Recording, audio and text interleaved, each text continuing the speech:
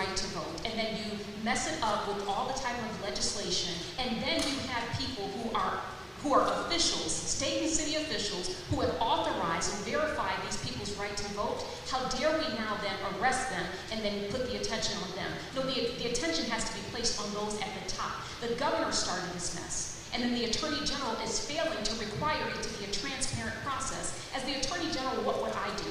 I would launch a pattern and practice investigation into this election police so that we can see transparently how they're functioning, what their goals are, and then we can decide whether or not it has any legitimate practice, whether or not our funds and state taxpayer dollars should be funding what is dysfunctional, abusive, and oppressive to the vote and challenging our democracy. When a person goes to vote, they should not be concerned that their civic engagement is going to be criminalized.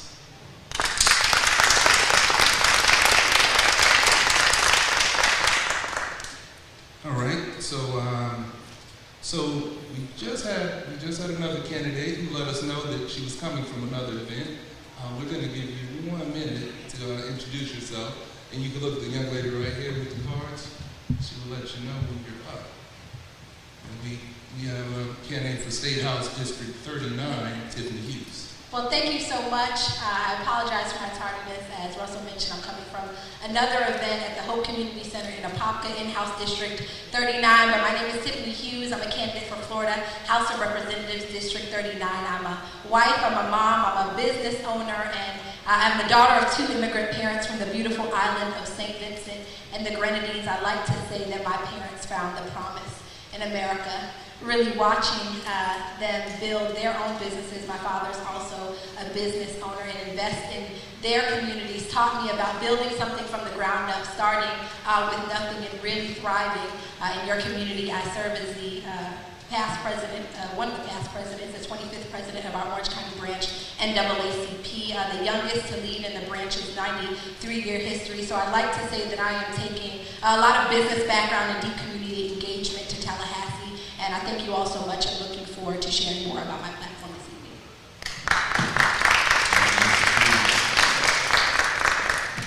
So we're going to swing questions around to County Commission District 6 candidates. 2 people budding for this position that's been occupied for the last 8 years. And for both of you, if you can name the top 3 issues impacting that area, or things you want to attack in those first 60 days if you're elected. And we'll start with you, Ms. Kelsey. For those who got the flyer, it's in print. Infrastructure. Simple fact that we have went without for quite some time. We can talk about sidewalks and streets, transportation. If you look at what's going on with the penny tax, never against it, but we need more money focused on infrastructure and a commuter rail in District 6 and servicing all of Orange County. Affordable housing, we are talking about it, but we need to change some rules and regulations when it comes to affordable housing and rent. And can I just add one more? I cannot be remiss if we do not look at environmental issues that are impacting especially our infrastructure and what is going on. Climate and global warming is real, and we need to put that in the process when we come to development, and we must have strong growth development. We have to. It's too late to go back. We need to make sure this planet is safe for all people that comes after us. So our footprint shouldn't be destroying what is going on. It should be creating great, smart growth. Thank you. So for me, I think the biggest issues is going to be the infrastructure, but also how we accomplish getting our infrastructure built. If you look at the city and the county, you see a lot of issues where on one street you're in the county and the next street you're in the city. That's because some of the organizations, it takes 18 months, 2 years to be able to accomplish a project. A lot of the affordable housing issues because it's a long, cumbersome process. And so for me, I think the first thing to address really is the policies and the process. You know, sometimes you hear commissioners go back and forth about different things that are political. I've worked for the county for 5 years, so I understand intimately what are those challenges, where there's something that may take 10 steps, can probably take 7 or 5. And so really looking at the process and how we get things done, affordable housing, being able to work in concert with our state reps, our state senators, to figure out what they do at the state level, but also what we do here locally, because a lot of the issues with housing is really just a lack of inventory. And then lastly, community engagement and transportation. All right, thank you both. Y'all can applaud.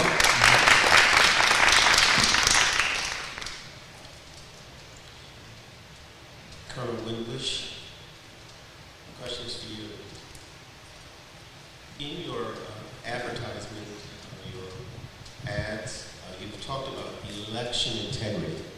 I'd like to ask, do you believe the last presidential election was stolen? The last word you said was what? The last presidential election, was it stolen? I believe this. We got election integrity, but we also have fraud that has occurred. I think we're emphasizing whether it was stolen or not. He is a duly elected president. But what we need to understand, if there's one vote that counts a legitimate vote that was illegal, or someone voted more than once, we should investigate that. Whether it's 1% or 50%, wrong is wrong. And I believe in making sure that the baseline system that is in place needs to be improved. At the federal level, I will go and make sure that all the guidance that comes down to the states from the federal level is clear.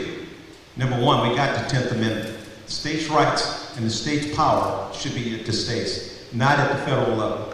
We need to make sure that your vote means exactly what it is. And if something happens, you remember back when we had the hanging chads, excuse me, it was the paper that was hanging from the piece of paper. Now we have electronic voting that sometimes may have something in the system that we need to affect. I'm not going to sit here and debate about whether it was stolen. I'm going to say that this. We have a process, let's make it work. Let's make sure we look at all fraud. Just as a follow-up, is Joseph Biden the legitimate president of the United States? I think it said he is the current president of the United States. You're not answering the question. I believe I am. Is he the legitimate He president? is the legitimate president, those based upon the votes that were cast and those that they may find later, but I don't know the whole story until everything is resolved. We see many states right now finding there has been error, fraud. And I go back to the fraud. It's a fraud alert that we need to investigate.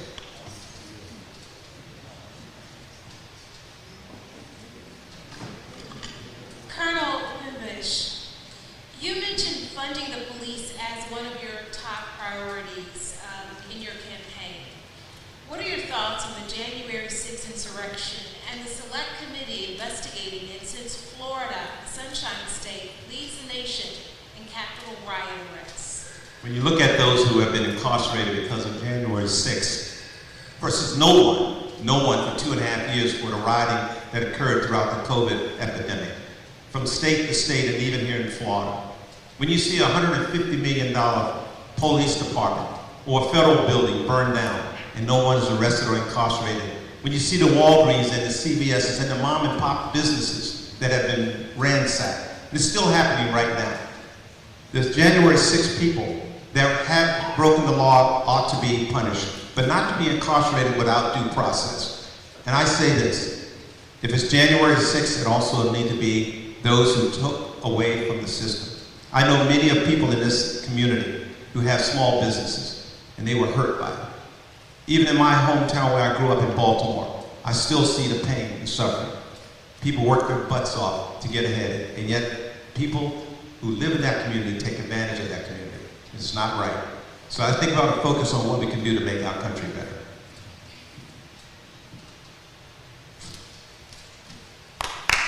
Thanks. Okay, so let's go to our friends running for State House over here. And why don't we go with Representative Anton. You served six years previously in the State House. Your district includes the Orla Vista area, which has seen catastrophic flooding. Some say dating back 6 years or 8 years. Should have been fixed a long time ago. What are your thoughts and the solutions that should have happened and need to happen moving forward? Good question. So you talked about Orla Vista. It flooded back in 2017. There was supposed to be a plan put in place to I guess, increase the depth of the retention ponds to 62 feet. They were supposed to construct 5 retention ponds, what have you. Back then, I wrote a letter to the county chairman, encouraging her to go out there and fix that problem, basically go in and buy those homeowners out. and to help them relocate to other places. This time around, I will use my voice as a state rep, working with the county commissioner and mayor to make sure that they secure whatever funding they need, that they put whatever plan they need to put in place, and then that they actually go out and do the construction and make the infrastructure improvements that they need. They say they'll be done by 2024. It needs to be done by the end of 2023. But that is of utmost importance. Can I please ask the next question?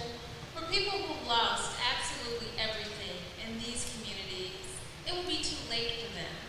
What do you say to those people who've lost everything inside their homes and now they're dealing with mold and they're waiting on answers from lawmakers to do something to fix a problem that they say should have been fixed a long time ago? What I would say there is the county commission needs to find some funding, or maybe the state legislature needs to find some funding to send a team of people out to go door to door to help folks file for insurance, FEMA money, what have you. But I think the issue there now is deciding whether those homeowners can rebuild, renovate, or whether those houses need to be purchased, and then funding needs to be provided to help those homeowners relocate elsewhere. But I would say the one thing is we need to make those individuals whole. So it's not simply a matter of helping them relocate, it is replacing what they lost, and they lost everything twice. So again, there needs to be a better plan put in place, and that's a state plan, that's a county commission plan, and there's a federal plan, but we all need to work together to make sure that those homeowners, those residents that lived over there are made whole again. And with, that's my please to Ms. Harris, because if you're elected, how would you address the flooding in Orla Vista? Mind you, Mayor Terry Demings told us this is a once in 500-year incident where there's so much water, there's just nowhere for it to go from Hurricane Lee. So first of all, I wouldn't take developer money. I wouldn't take those who are involved in the developer money. And if developer money is in your pocket, you're not going to say anything, you're going to turn your head. And that's part of the problem. What's happening in Orla Vista right now, I'm angry because I'm a resident, not where that happened. I'm angry because this is gentrification. I don't care how you paint it, how you look at it. These people are being gentrified. This is disaster capitalism, and somebody's profiting off of it. So I would push back on the commission. They got $11 million set aside for Orla Vista for that infrastructure to have been rebuilt, and nothing has happened. And so while Mr. Anton, he's not in office now, I'll keep fussing at you though. The rest, while they're sitting there, that somebody's making money, but it's not those residents, and to tell them to just move, for some, that's not an option. And it's sickening, and something needs to be done about it. I would do something about it.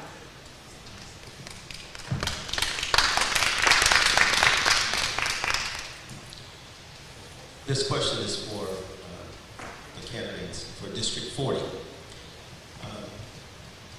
In the last legislative session, the governor signed into law the Stop Woke Act, which allows the state of Florida, the government, to prohibit certain school instruction and workplace trainings centered around race, gender, or national origin.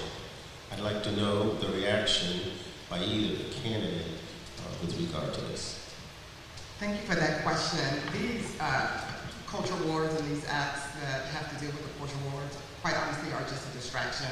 The public school system needs to be fully funded so that teachers can do their job and not distracted by culture wars.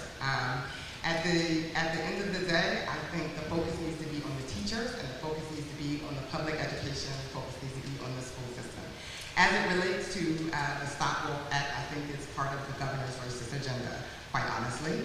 At the end of the day, it is disappointing that we have to deal with people being uncomfortable about history. And it is time for people to get comfortable with being uncomfortable because it needs to be learned. So all of this, don't say gay bill, Stop Woke Act, it's just a culture war, and it's a distraction from the real issues. And the real issues is schools need funding. And teachers should not be worried about the Don't Say Gay bill. Teachers should not be worried about anything but teaching so that our students can learn.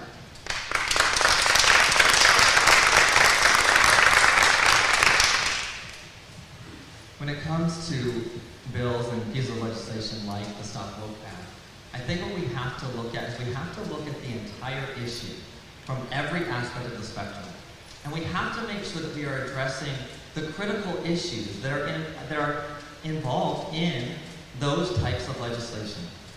The Stop Woke Act, what it's intended to do is to protect the civil rights and employment for all of K through 20 educators, and to make sure that they are able to have the voice to be protected in their beliefs as well as to teach in a way that protects every student. We can all agree that every single one of our students needs to be protected in schools, and that every one of our students needs to be educated well. We need to make sure that we're not so focused on one issue or another, and that we get back to teaching, we get back to educating, we get back to English and history and reading and writing and math. Thank you. I'd like to follow up. Your opponent, Mr. Robertson, called this policy of the Stop Woke Act racist. That it's part of Governor DeSantis' racist policies and practices. What's your reaction to that? I do not agree that the Stop Woke Act is a part of a racist agenda.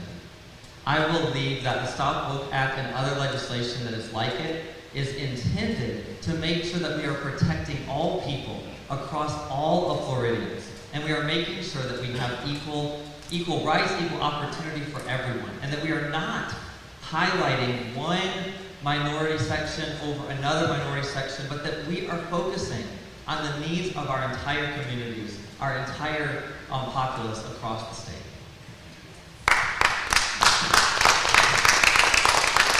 So, of course, my opponent doesn't think this is a part of a racist agenda because he's supportive of DeSantis. He's also supportive of former President Donald Trump. Here's the long and short of it. My mother had the opportunity to be the first African American to integrate Gainesville High School. She was beaten, her head was split open, and she now tells her story. And part of this Stop Woke Act would like her story to be silenced. And at the end of the day, our stories need to be told. And I'm really, really sorry that people don't like history and people are uncomfortable. But at the end of the day, you need to hear it so that you can learn from it and so that we can grow.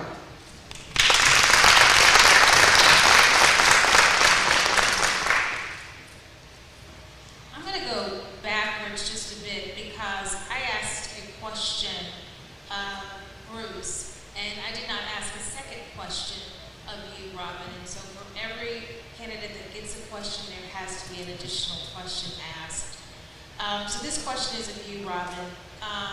If you are elected, what can you get done at the state level when it comes to housing shortages? And I mean affordable housing shortages, the prices of homes, which have skyrocketed, and the property insurance issue that so many people in our state are facing. Right, some of that would honestly I'd have to research along with those who are experts in that area. But the first thing that I would not do, as I said before, is accept money from developers. I would not be silent on the issues now, and because since I actually live in the district that I represent, I can have the passion to push back against those things that are coming out. There's about 1.4 million houses that are just sitting around in Florida that are empty. So I want to develop a team to be able to find out how can we put people in those houses. And but again, developers have to stay out of our money. If you look at my record, my informational record, I have people in my pocket. I don't have development money in my pocket. So therefore, I can push back. I can speak back, and I can speak for the people. Thank you. And we'll go to school board member and candidate for State House District 43, Johanna Lopez. Let's talk about what can be done at the state level when it comes to housing shortages, prices, and property insurance issues that many people have. The legislature passed a property insurance reform bill, but even they say it'll take 12 to 18 months before anybody sees relief. As we know that the Sadowski Fund is related to affordable housing, and we can see how the majority of the legislators and Governor DeSantis is just ignoring the Sadowski Fund and funded other aspects at the level state. Instead of being more focused on the affordable housing and the Sadowski Fund, I think that they have their personal interest.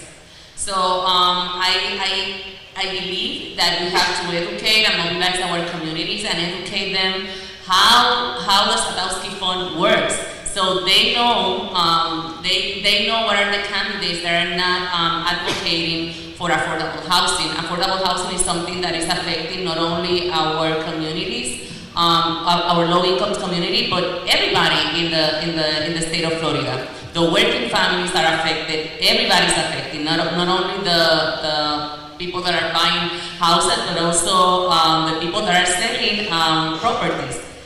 The 1 minute is so challenging. Oh my God. All my respect.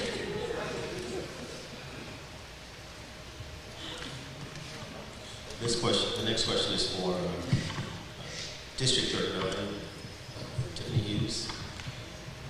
Good evening. As a small business owner, how do you see inflation, a tight housing market, and high property insurance rates impacting the labor force? Well, thank you so much for the question. All of those things impact the labor force. Someone's ability to have a home, to get up, to want to find a job, to have access to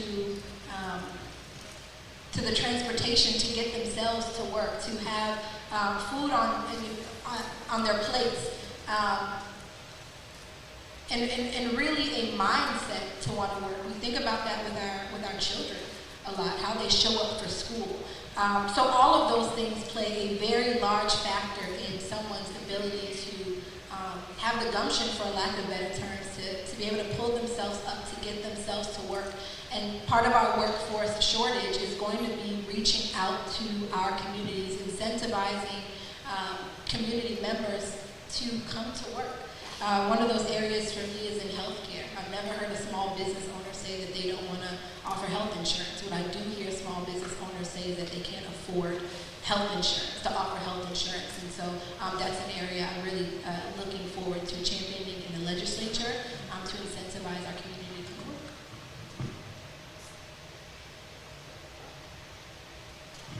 Another question of you, Tiffany, now. How does the state recruit and retain teachers, and what can you do to move the needle, if elected, since teachers will tell us they have heard time and time and time and time again campaign promises that say, I will make sure that teachers earn more.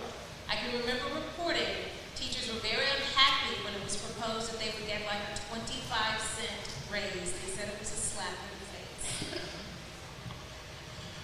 Thank you. As someone who is endorsed by our Florida Educational Association and our Orange County Teachers Union, and now a candidate for Florida House District 39, I want our teachers to know that the legislature is fighting. And to be clear, it is a fight.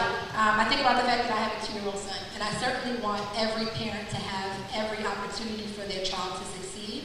But in that, I want every child to have the opportunity to succeed. And that means fully funding our public education system, fully funding our schools, making sure that our teachers get the pay that their profession deserves. I don't know about you, I am not a teacher. That is not my ministry, and God bless our teachers because they are instilling hard principles in our children.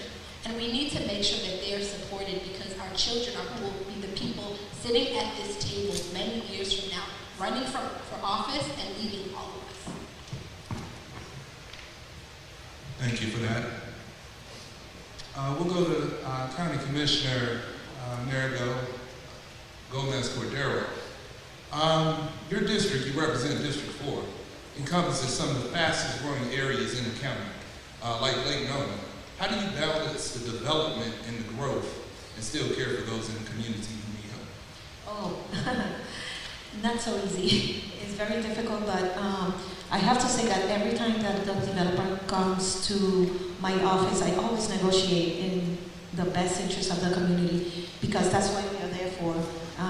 The commissioners need to negotiate. They need to, because development is going to continue. I mean, that's how it is. But when you negotiate in the favor of the community, like for example, if you need a new road or you need a light or something, you can negotiate with them and, you know, get it through. But it's true, Lake Nona is growing very fast, very fast. And I want to say also that Orly Vista, that's a county issue. And I think the mayor is giving a very, you know, hit on it, having a lot of meetings with that, and also requested a study on it, because that cannot happen again. We have to protect our community and the people, and that's something that District 6 will have to deal with when they're coming on board. So, and also, I mean, okay, I stop.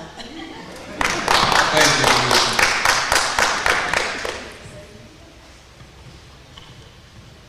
This is to the two candidates for Commission District 6.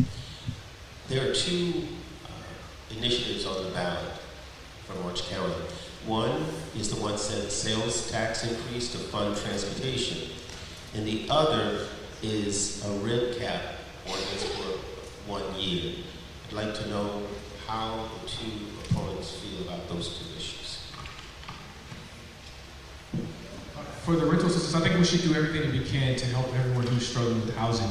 That's a lot of the work that I do working with youth and families to bridge the gap. When you talk about what happens to a young man or even a young woman in school, the challenges that they face are a result of housing, not having a good family structure. And so that's one of the things I think is important. But also being able to get to a job. Just imagine having a car, catching a bus. In some instances, people travel 2 hours. 2 hours on a bus, 1, 2, or 3 buses to get to a job. And so I'm in favor of working with to bridge the gap as it relates to rental assistance, and I'm in favor of the 1 cent sales tax, but I think that we should do more.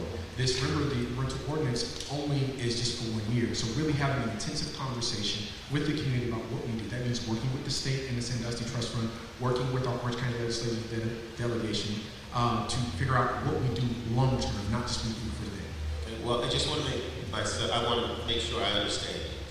With respect to the rent cap, you are opposed to it. With respect to the rent cap? Ordinance, yes.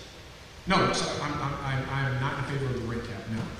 So you oppose having So let me answer the question. So I want to make sure we're clear on the record. So what I'm saying is, rent cap is a good measure, but it doesn't fix the problem. It's only for 1 year. We need to have a serious, intensive conversation about the housing shortage, bringing not only the developers, but also the community to the table. We're just basically putting on a band-aid of a problem that's going to resurface again in a year. And so I'm not in favor of it, and the fact that it only is just a stopgap. So you would vote no? Correct. Okay, as far as the transportation penny tax, I am not against the penny tax. I'm just very concerned about looking at the 135 pages of it and what impact and what is being done in District 6. When 35% of the people that reside in District 6 use public transportation, I propose a commuter rail, I propose a monorail train, we propose a lot of things that will make it better for the community, especially District 6. So go back to the drawing board and make sure you include what is needed for the district and the people that utilize public transportation. Second, as far as the rent cap, I've suggested on many occasions that is not going to solve the problem at all. It's not, it's just a band-aid, and I use that, but it's not going to solve the problem. We need to change the zoning.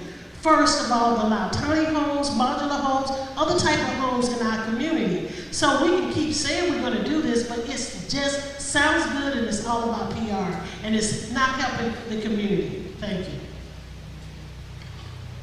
Well, just to be clear, you would vote no on the rent cap ordinance.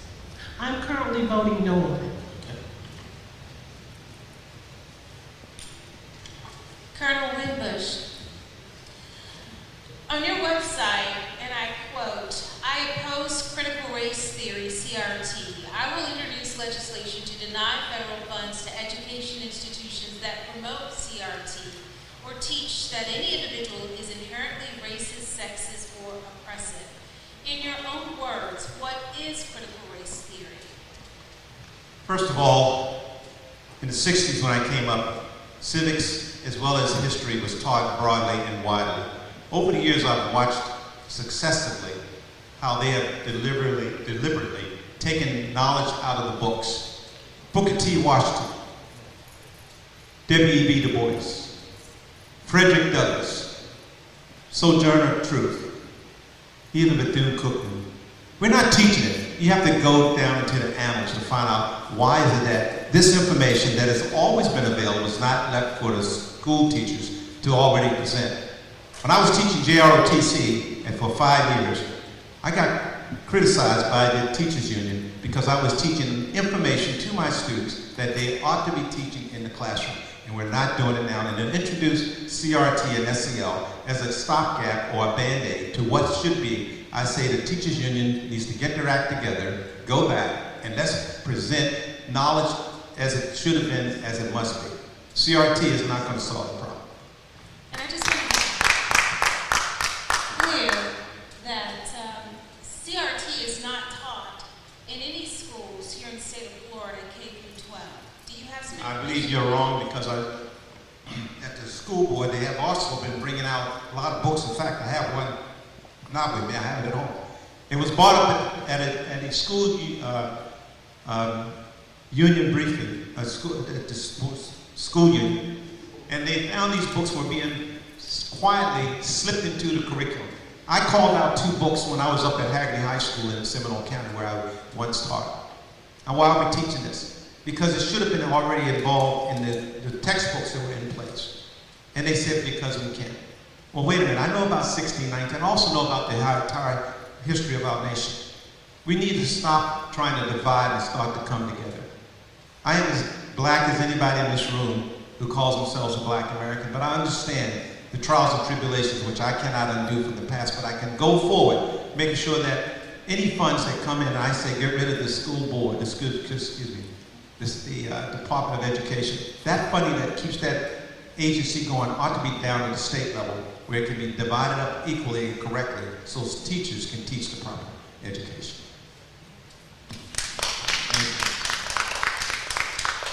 Y'all know we are in the church, so it's okay for you to clap, shout, as long as it's not interrupting the people up front, all right?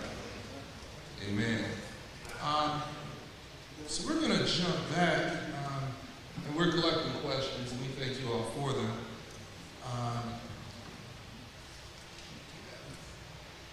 We're going to,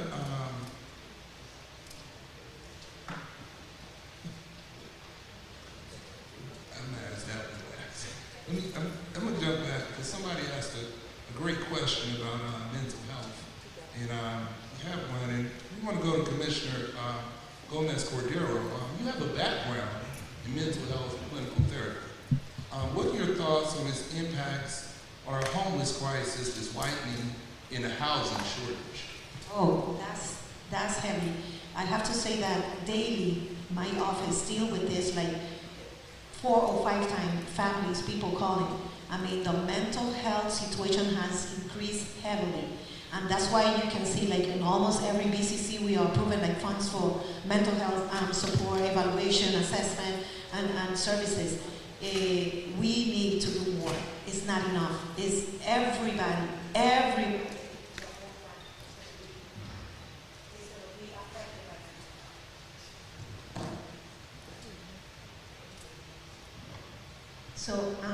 So everyone in the community, with all the things happening, is going to be affected by mental health, and we have to be prepared, and we have to put and address more funds to mental health.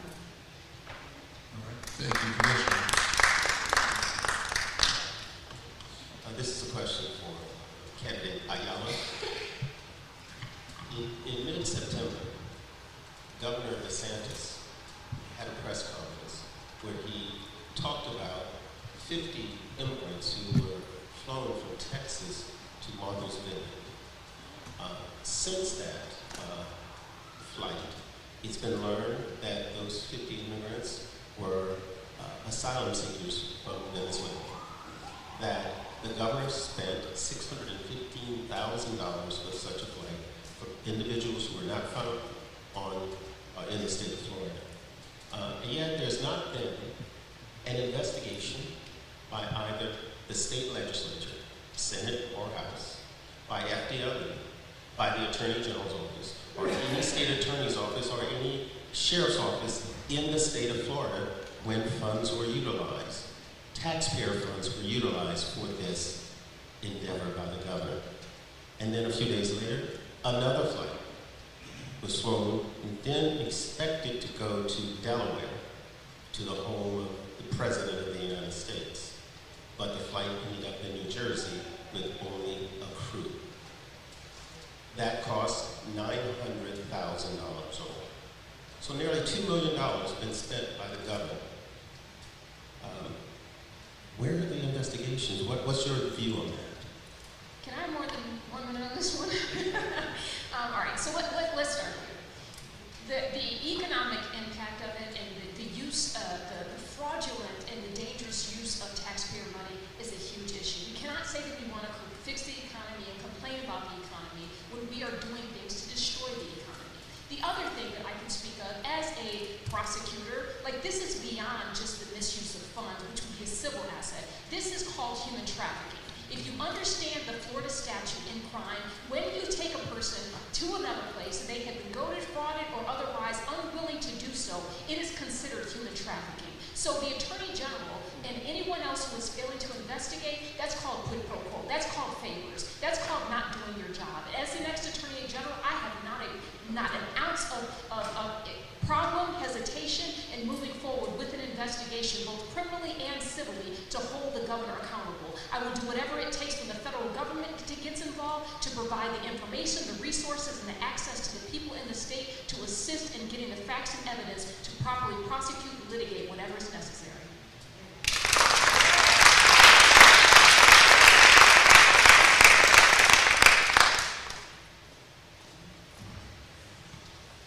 If there are any audience members who have not had an opportunity to write a question at this part in our forum, we would like to make sure, maybe by a show of hands, we get a card to you so that you can fill it out. Anybody? One person? Anybody on this side? Okay. All right, we will continue, but we want to be able to start taking those questions next. And so I will let that individual, the gentleman down there, fill out their card, and we'll get it up here, and then we'll start taking questions from the audience. So thank you, audience members, for being patient. It is 8:01 now. I think we may have time. We may have time for one more question before we pitch it to audience questions.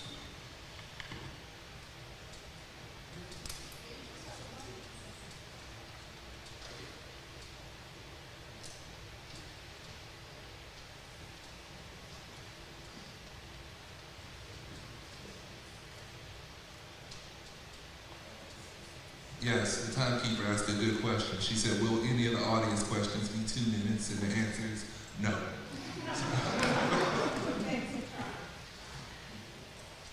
Give a round of applause to our timekeeper, please.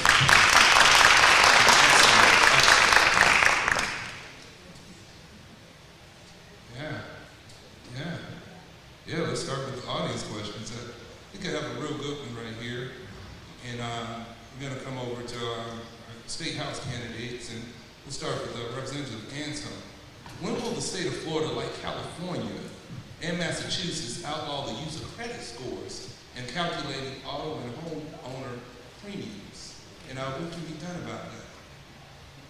Whoa, that's a big question. Well, as a Democrat, I can file a bill to do that. But because the numbers in the legislature are basically down to 42 Democrats, 70 Republicans, that bill will never get heard. And so the answer to your question is probably when we get a Democratic governor and a Democratic controlled legislature.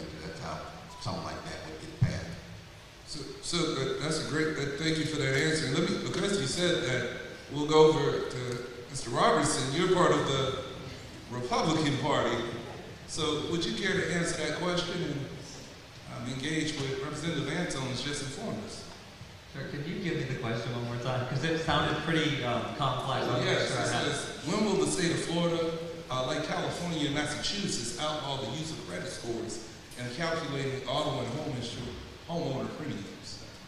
I think it is a great question, and Mr. Anton, Representative Anton is correct that because of the way that the legislature is set up, whether we like it or not, the system is that way, right? That the party with the majority has most of the power and most of the money, the use of the money. I think it's a great point that needs to be investigated, and I would love to investigate that. Why are we using credit scores for those purposes? And we should look into it. I'm all for us coming to the table with every difficult and serious issue and looking at how we can move our communities forward and how we can solve the problems together. We truly are all better together. And I want to work to make sure that we are addressing the critical needs of all Floridians. And that sounds like a very critical need that we need to address. All right, let me go to Attorney Bracy Davis.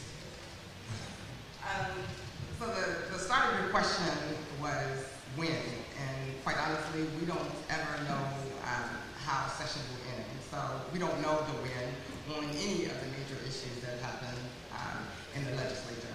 But I do agree that it needs to be addressed. We all, or maybe I can just speak for myself, have made, especially in the past in our college years, some bad decisions with credit. And I think those bad decisions with credit should not determine our insurance, should not determine our future, should not determine what we're able to do 10 years later. So it absolutely needs to be revisited. But the question said when, and we don't know the when. The hot button issues of session changes from session to session. I think this next session is going to address abortion. So I don't think that it's going to be a hot button issue in the upcoming session. All right, and Ms. Harris, the same question. Yeah, I'm not in there yet, but I think those type of things seem like they're always overlooked. So the when, I would have no idea. It seems like we repeat the same issues over and over.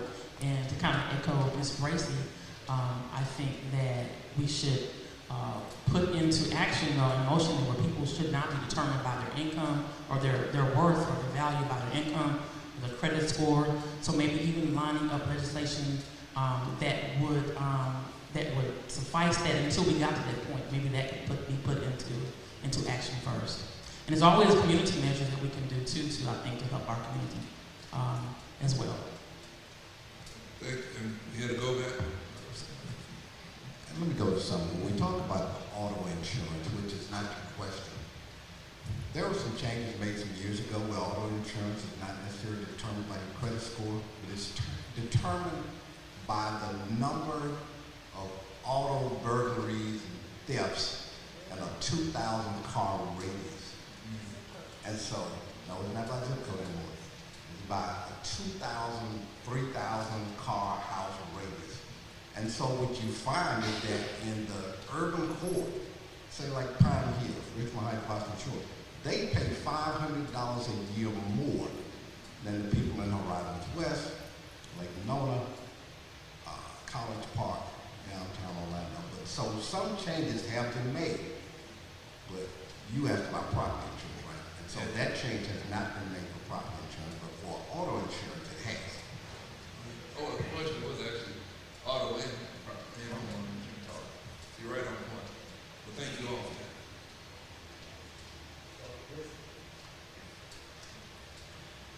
This is a question from a ninth graders. So this question is to those of you running for state rep. And it deals with racial history. And the question is, why would you want to teach whitewash history? Why hide history from us, the students? We could start with District 39 and we'll go to 40, 41, and 43.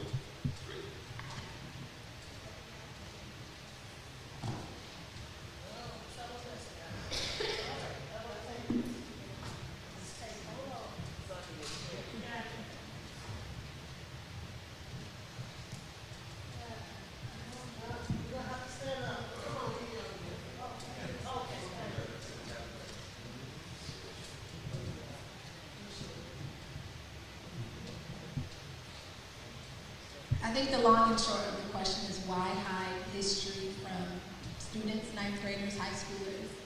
I think an old adage says if we don't learn our history, we are doomed to repeat it. As a mom, as someone who has a child who will be in our school systems shortly, I think about my child wanting to show up to school as his full and authentic self, that he feels represented in that room, that everyone in that classroom feels fully represented and can be present in those rooms. And part of what we have in our Florida legislature is a group of people who have decided that politics is more important than our students, that putting politics first and creating culture wars is more important than the 9,000 teacher shortage that we started our school year with. So I don't have an answer to the why, but I do have an answer to the what we can do now, and it's change the butts in the seats in our legislature first and foremost, but make sure that our legislature is focused on what's important, that being our students, that being our teachers, that being making sure that our school systems are fully funded, and making sure that we give the space for our students, all of our students, to show up as their authentic selves. Thank you. And we'll go on down to Representative Anton. All right, that's an excellent question. Why are we trying to hide history? And let me say this, I'm not quite sure who's trying to hide history, because the teachers use the textbooks that have been chosen for them. That's where they teach from. And then you have some teachers that will actually go above and beyond what's in the textbooks, and they will add their own stuff. So they teach a more accurate version of history. And the Stop Woke bill, that bill really is contradictory, because it talks about not teaching critical race theory, but when you go down the lines 408 through 420, there are 7 or 8 lines that says teach the accurate history of African Americans in this country, teach how they have been discriminated against, and then teach how laws have been used to discriminate against African Americans. So the bill itself is really contradictory, but you have to read it and you will see that it says teach accurate history. All right, thank you. Ms. Harris. Yes, could you repeat the question? I want to make sure I got all of that. I'd be happy to. I'm a high school student in 9th grade. For us kids in school, why would you only want us and future kids not to know what's going on? Why would you want to teach the whitewashed side of it? Why hide it from us? Why try to keep it from us? Right. So, as everyone has said, I would not try to hide it. I am a licensed tour guide for St. Augustine, Florida, where slavery began. And I've been kicked off, fired from the job before I even got the job, because they wanted me to whitewash the story.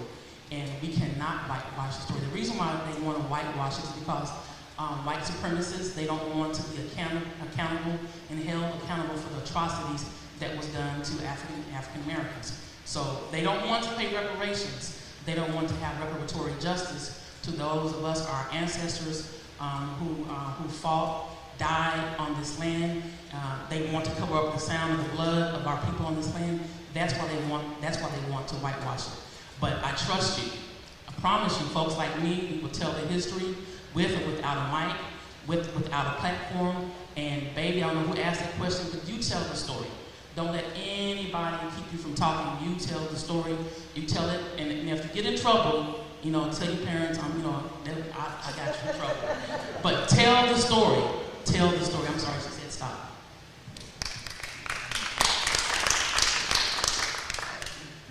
This is such a great question, and thank you for that ninth grader that asked the question. question. First of all, I don't believe in whitewashing anything. I believe it was James Baldwin that said, you can't fix what you do not face. So we need to actually face history so that perhaps that we can move forward and move forward from our somewhat sordid past.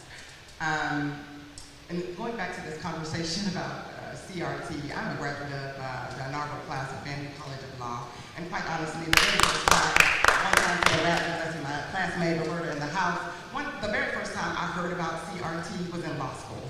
So I think it's somewhat laughable, and yet again, our governor's distraction to talk about CRT as it relates to elementary school students, because it doesn't exist. It's not taught in elementary school or high school. CRT is a college level application. And I think the conversations about CRT was quite honestly just a dog whistle for DeSantis to get his base engaged. So I don't believe in any whitewashing of history. Thank you for the question. It's so important. You know, we cannot whitewash history. We must not whitewash history. We must make sure that we are learning every aspect of history, the true and accurate history of every single culture that is impacting our students and beyond. It is vital that we understand the truth of all aspects of history and that we do not hide any of it. You know, I'm going to take this for just 20 seconds another direction. My dad grew up in the mountains of Northeast Alabama as a white family that was extremely poor. Poor to the point that my dad did not have indoor plumbing until he was in the 9th grade, which was in the 1960s. And where he lived in a place that it was said, and he would say, that the African Americans did not want to come up and live where they were because they were so poor. We need to tell every piece of history, every piece of this great country, and make sure that everyone knows the true and accurate history so that we can make a better tomorrow for everyone.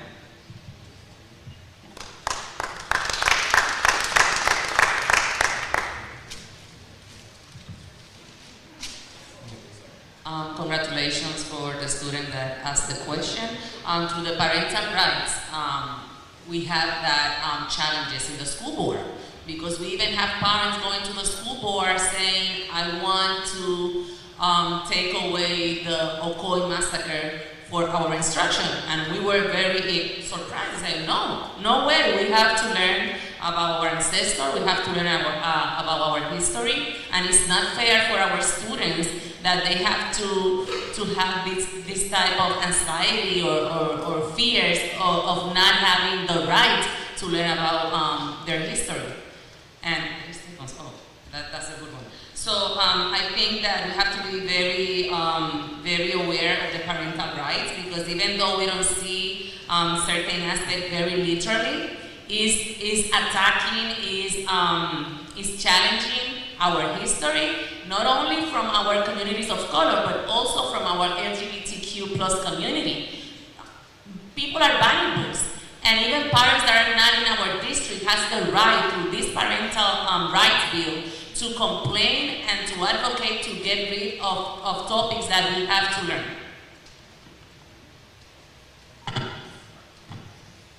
Thank you. I would love to talk to you after this forum, please.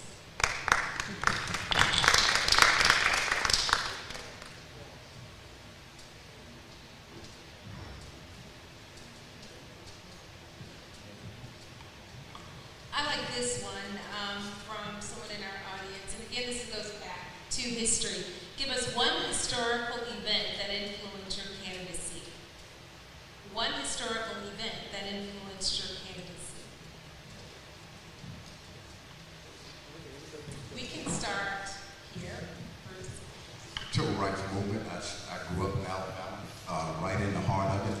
My dad was denied future promotions because he participated in a march in the late 80s, where seen on the 6 o'clock news doing this, and he was called out. The school board officer, his principal, said he would never be promoted again.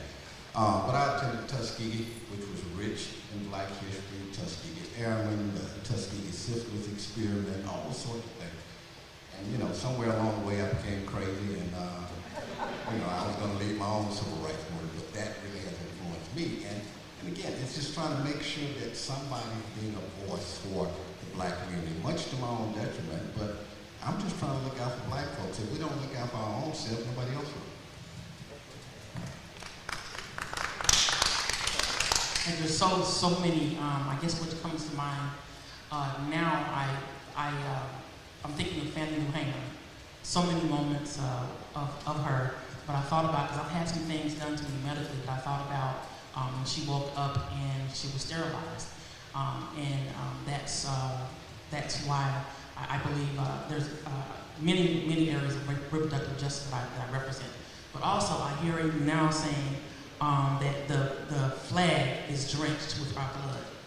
And with that, there's so much that we should be moving in the voice of our ancestors and the blessings of those who come before us to stand and do what's liberating for our people, which is part of my proclamation, is leadership that liberates. People like Fannie Lou Hamer, they didn't do anything in vain, and I don't want to do anything in vain either. There are so many. The first that comes to mind, I already made mention of my mother and integration efforts. Another that comes to mind is July Perry. I am a resident of Ocoee, Florida, and we know what he did on one of the bloodiest days in political history. His blood was shed so that I have this right and this opportunity, and I honor him. I go by his gravesite on every election day. So the things that July Perry did in Ocoee, Florida absolutely influenced me. And then something more current that has given me thought and reflection as it relates to my candidacy is the overturning of Roe. I believe that I am pro-choice, and I believe that the government, the state legislature, the federal government has no business in my body, and I believe that abortion is health care.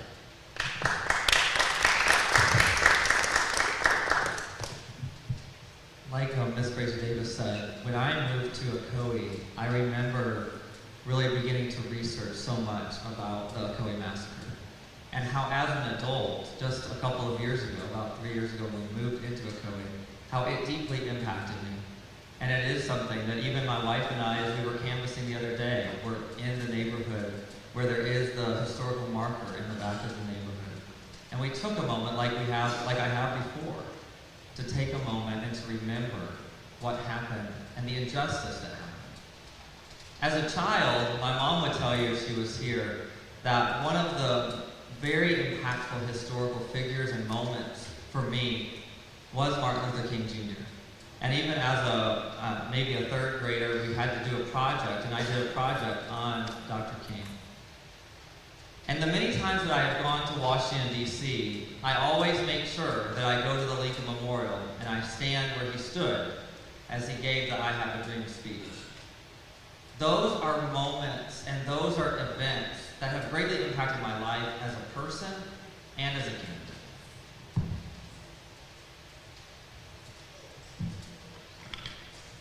When I decided to run for the Florida State House, everybody was asking me, why are you leaving the school board? You know, you're doing a great job. You're listening to your constituents. But I remember during the pandemic that we were advocating for using masks. We have more than 20% positive cases. Students passed away, classified employees, janitors passed away, teachers passed away. And we have our local government, you know, saying we have to close our business, we have to use masks. Now we have a governor saying we have to unmask the students and we have to go back to the school system.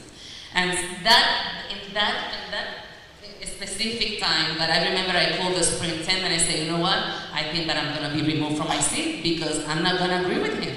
So, and I remember the argument between myself and one of the lawyers, Palmerini, he's saying, Lopez, this is the law, you have to agree on that. And I say, no, I do not care, I am not going to agree, and if he has to remove me from the seat, yeah, I am, because I'm not gonna put in risk any more life in our school system. And that is the first reason why I think about running for the Florida State House. So we're going to come back up to the middle to State Attorney Ayala, and then go all the way down to Mrs. Hughes. Well, there's a couple. I'll start with Thurgood Marshall and Brown versus often we talk about politics, and it's a feeling and it's an emotion. The law has not been used to benefit the people who it should be benefiting. And I believe that the education that I have been blessed with, that I can use it to change lives and allow the Constitution of the United States, the Constitution of the state of Florida, and our laws to elevate the will of the people.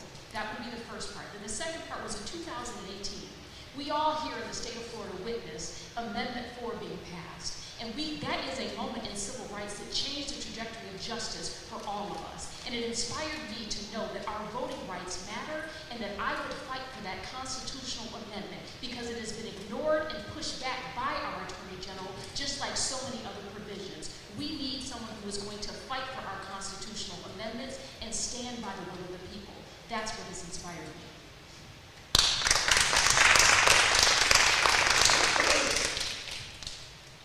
When the shackles and chains were finally broken, after Frederick Douglass did what he could, even had his two sons join the Union Army, many of us watched so many movies about the Civil War.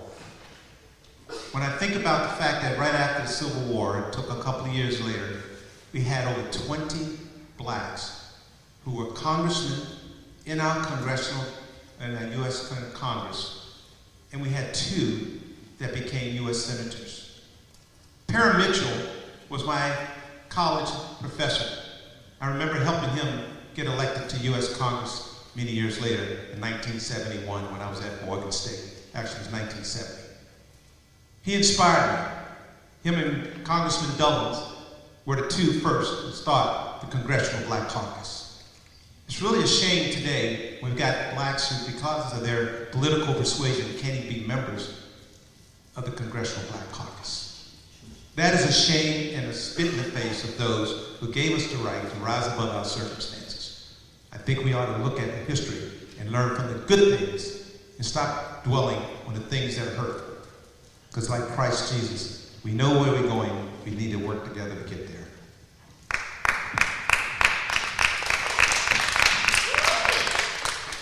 For me, it's several things. I was a freshman at Valencia College when I learned about Juneteenth from my mentor, Mr. Stover, in the Bridge to Success program. And I was shocked that I hadn't learned about it sooner, And more recently, the shooting death of Trayvon Martin and George Floyd. You see, in 2004, when I started with the Public Defender's Office, I was doing social justice before there was a name, before we created positions and talk about diversity, equity, and inclusion, when these were things that were happening that we all knew about, but no one was doing anything about.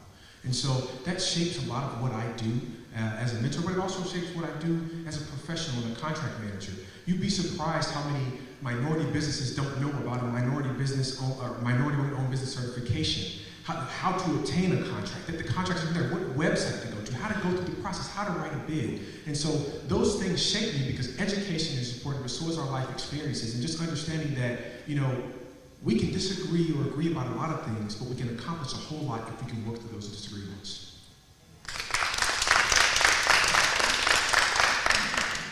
It's not one thing, but it's my family history. Actually, one of my family members was a part of the Selma 9, the teachers that started the movement as far as voting rights. Blackman, look it up. When I was at Rollins, people tell me to tell you the story, but I keep telling people I was a part of being first, desegregation. I was part of that, being bussed out of my neighborhood of Paramore, never to return. It's learning while I was in college at Rollins because I was the first black female to attend Rollins, and it was student athlete. I learned that my cousin was killed by the KKK in 1982 because he was a successful businessman. I also learned from my mom when she moved to Florida how she was told she had to go to the back of the bus. So I say this to say it's been our family history and it's a part of my DNA. So it's not one thing, it's what's molded me to be the person that I am today and to believe in civic engagement and know how it is important to give the rights to people who don't have a voice. Thank you.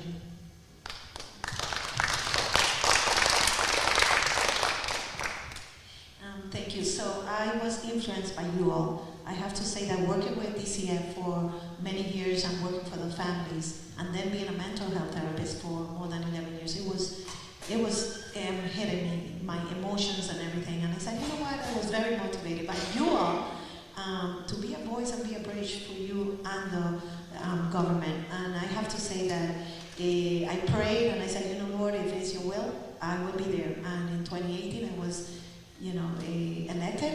And I have to say that these 4 years have not been easy. You all know that, these 4 years, the first year is to learn the whole system and learn everything and the people, but then here comes 2 years of COVID, and then now in the fourth year, we have, whatever project we had, it was on hold, now we try to move it on, and then we have the hurricane hitting, and so it has been difficult, but I love it. I have to say that I have it in my soul just to serve and care for you all, so that's my motivation. Thank you.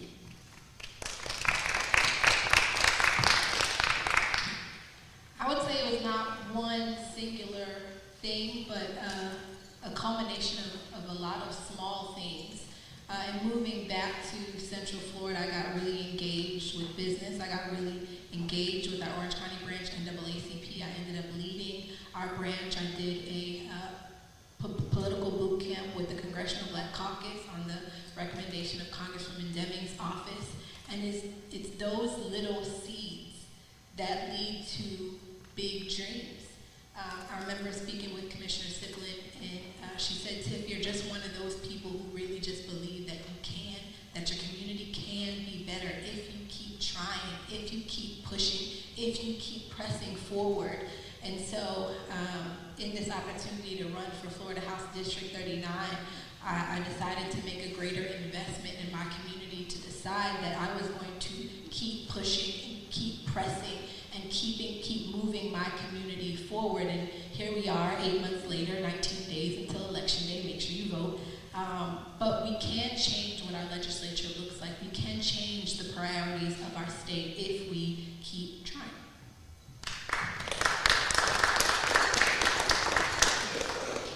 Thank you all. And just as a point of personal privilege, I believe it's our elected official, City Commissioner Regina Hill, walked in. City Commissioner Hill? Just acknowledge City Commissioner Hill. And also, I think I see from the U.S. Department of Commerce, Deputy Director of Public Policy, Mr. Roosevelt Holmes, Orlando Homegrown Talent. He works up in D.C., all this stuff. And you're with the Department of Commerce, right? So let's go to this economic thing, and we're going to go to District 6 right here. Economics is very important in our community. If elected, Ms. Gelzer, Mr. Scott, what will you do to help empower minority businesses, specifically black businesses in District 6 and the county? I'm sorry?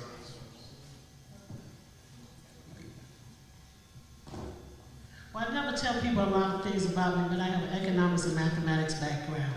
So business, as being a business owner for 42 years, it's very important to understand the facets of what is going on. Economic is the driving force of our economy. But I am careful to say I have a problem with capitalism, because capitalism literally takes advantage of those that you can. So job creation, being a person who employs over 50 people currently today, it's important to understand how to find dollars and how to make tough decisions. When I say I am doing that, I don't do it saying I'm bragging. I'm saying that I understand what it takes to be a black business owner in Paramore for years, 42 years. I have been doing this, and I understand the most important factor of economics is good credit, but how do you build good credit? But it's networking, it's collaborating, recognizing your strength. But the most important thing is giving people the encouragement that they can be a business owner. Because the strongest thing in our economy is our small business owners. Without that, our country would not exist. We are the stakeholders. Small business owners run this country. Thank you. Can you repeat the question, Mr. Attorney, please? Yes. if elected to be commissioner in District 6, what will you do to help empower minority businesses, specifically Black-owned businesses? Well, I've already done it, but I can talk about how I can do it from a different platform. I think education is the equalizer across all ages, all ethnic backgrounds. And as I shared, working with the county, I can tell you that I can work with Shiloh Ferguson, who's the manager of business development, and continue to have sessions for those businesses to learn not only how to compete with those contracts, but hold workshops and say, hey, this is how you write a proposal. This is how you write a budget. This is when these contracts are coming available. I think that the reason why there isn't a lot of minority engagement when you talk about businesses represented to the county is because they're not aware that those contracts are even being up for bid. And so for me, engaging with those individuals, but also trying to attract different businesses from different places, not only across the state, but across the country. It's good that we're the #1 tourist destination in the world, but it's better if we're the #1 destination in the world, and that is my goal.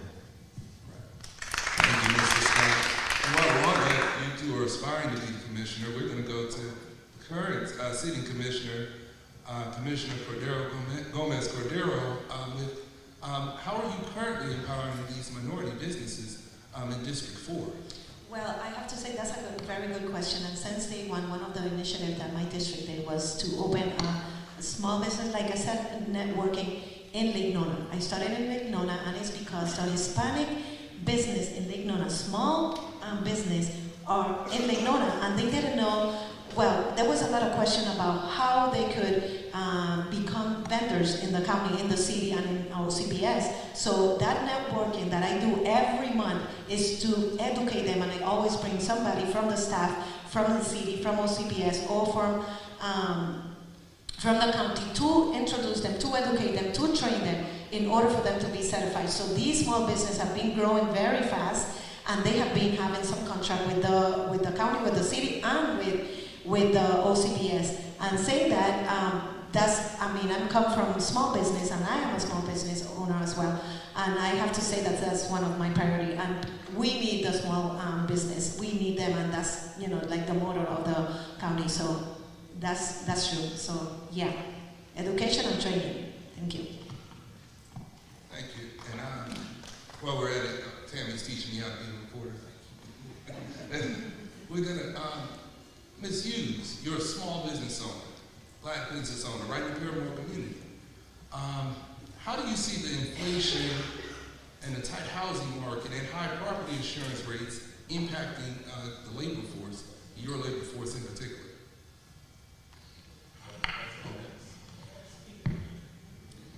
We see it very much on every facet.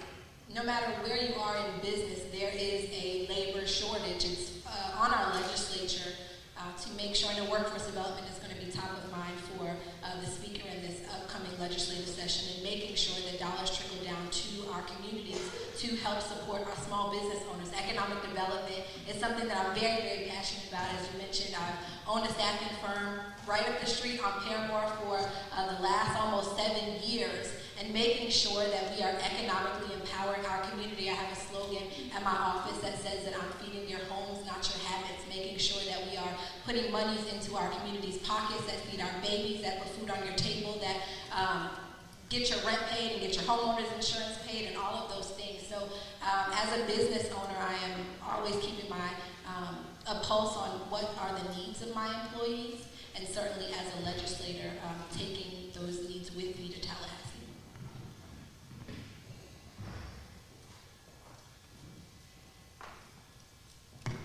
This is for the three running for District 4 and District 6.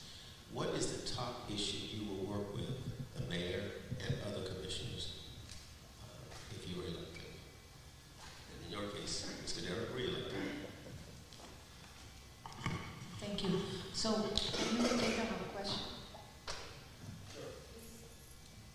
What is the top issue you will work on with the mayor and other commissioners if you are, in your case, re-elected with the other two, either one of them? Oh yeah, that one is easy. First, we have a very big problem, and it's housing. We have an increase of homeless, and we need to do something. Even if that, like, they they were asking before about the rent stabilization. If it works, it doesn't work, it's a Band-Aid or whatever, it's fine, it could be whatever. If it doesn't pass, I mean, you have the right to vote for it, and if it doesn't pass, it's fine. But still, as government, as local government, we need to do something. We cannot just leave it, oh, okay. No, we need to do something for the people. And like we were saying before as well, affordable housing and low-income housing is not the same thing. Some of us here right now, we cannot afford affordable housing, but we can go buy low-income housing and maybe be an owner of our own home. So there's a lot of things that we have to work through, and we still have to, and the better system, transportation system that we need in Florida Central. So there's two big things that we are working in, and we still gonna work with the mayor and all the commissioners. Housing and transportation.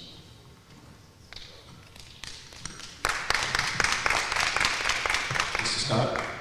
She's right. Housing comes first. We're all going to go home to our houses tonight. And I think that we have a deficit of a little over 50,000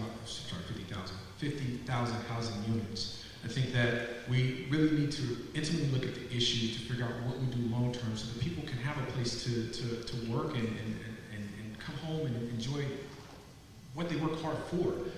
One thing I learned in the Air Force is that you take care of your troops. When we look at the workforce, they drive everything that we do, whether it's tourism or going to a restaurant. And so I think that needs to be the issue that we address, and I think we address that first in addition to the tourism. The benefit that I have working with the county is that I have existing relationships, not only with county officials, but with city and state and the municipalities, and also with the colleges to really understand what can we do collectively and what can we do together. Ms. Gels. Thank you. Great question. It's simple. We have currently an infrastructure problem. We can talk about housing, but if we replace the housing but do not discuss and fix the infrastructure problem. So currently our president has already put in the inflation bill that has passed $355 billion. The first and foremost thing I would do is seek out getting those funds to rectify the problem within Orange County.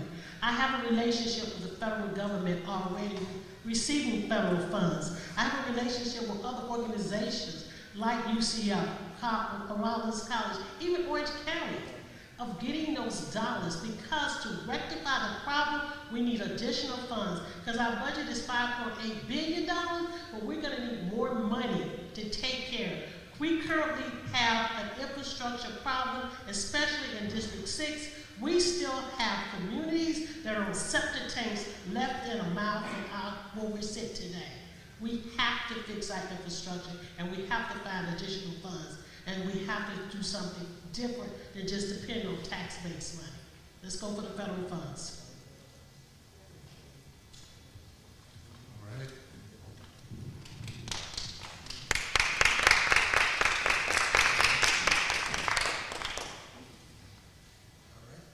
So I have another question. Thank you for that. So we're going to jump to a hot topic. U.S. Supreme Court just overturned Roe versus Wade. Something that took historical land-breaking case 50 years ago, just got turned back.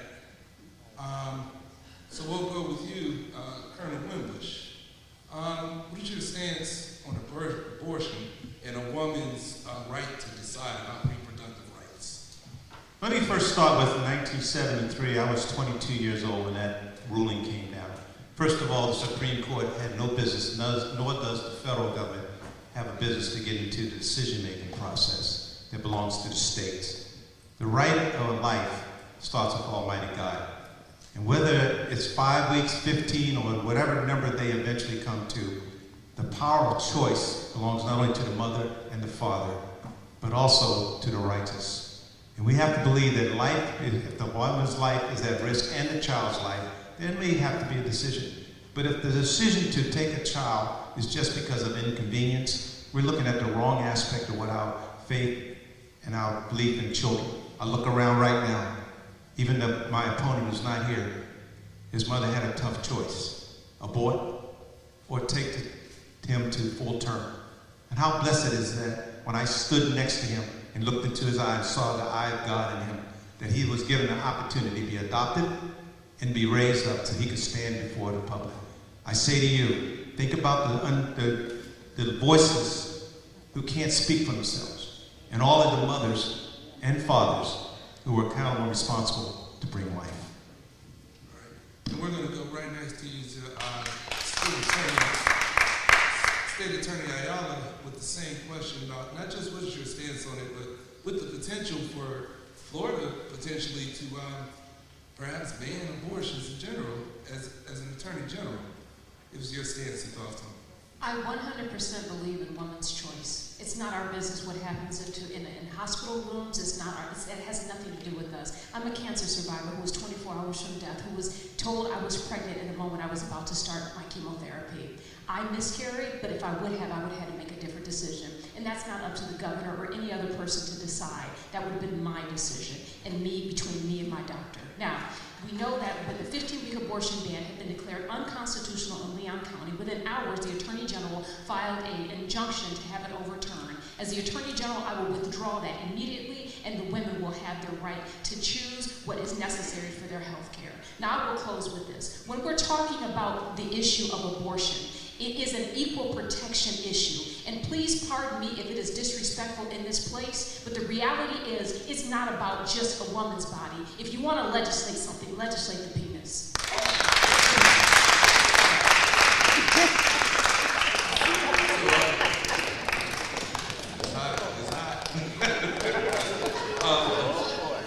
We're going to come down this way because we have 5 people vying to be in the State House who's going to potentially have to make some decisions about reproductive rights. So we'll go to you, Representative Anton.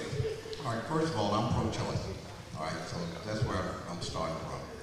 I would oppose any attempt by the Republican legislature to impose additional restrictions on abortion in Florida. And then I would make sure that if some bill comes up, and it will, there is some language offered up that provides for exceptions for rape, incest, and medical emergencies.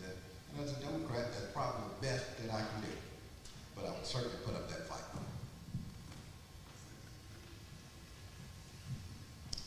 Hi, so I can speak now. Okay. So yeah, that's a large topic. I do believe that the right is with the woman. It's her body, and I think it's a full conversation because historically the black woman's body has been used for incubators for the white man for so long, and over and over again. And sometimes it's which makes it a very sacred topic. And I think that that conversation, those choices should be between the woman and whoever her God is, her higher being is, to make that decision. And I think that we must also say that stop killing our young people in the street.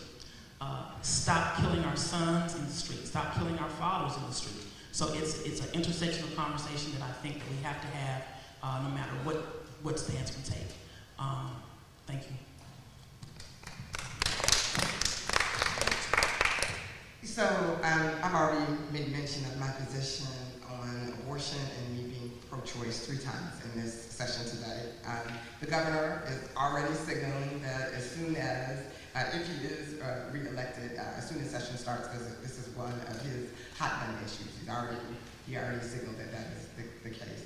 I'm going to put it back on the record that I am pro-choice, and I think the examination room is too small for the government to be inside of the room with the family and the woman. I have a very close family member right now that has been diagnosed with cancer.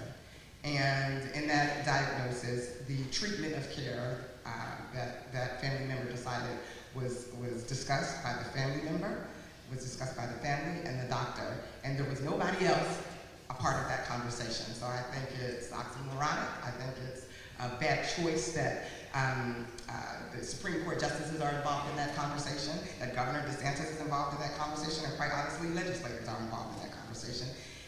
It's about my body, and it's a privacy issue, and I think it needs to stay about a woman's body and not the government.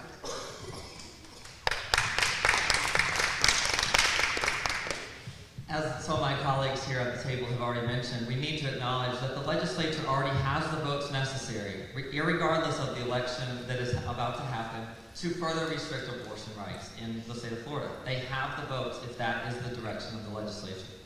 I am pro-life. It's very easy for anyone in this room to know that. My life has been lived as a pro-life man, father, and husband.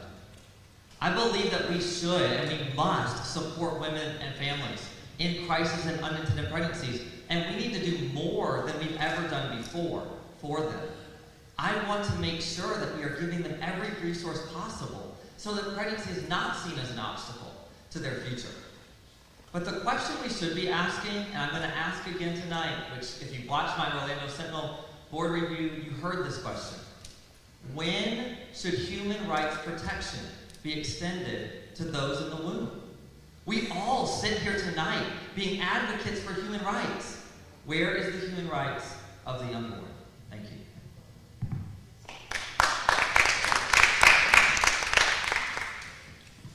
I am pro-choice. I believe that abortion is something that we need to be, needs to be available for our women. It is very, our government is hypocrite, by saying that he's pro-life, but he's allowing our communities to have guns.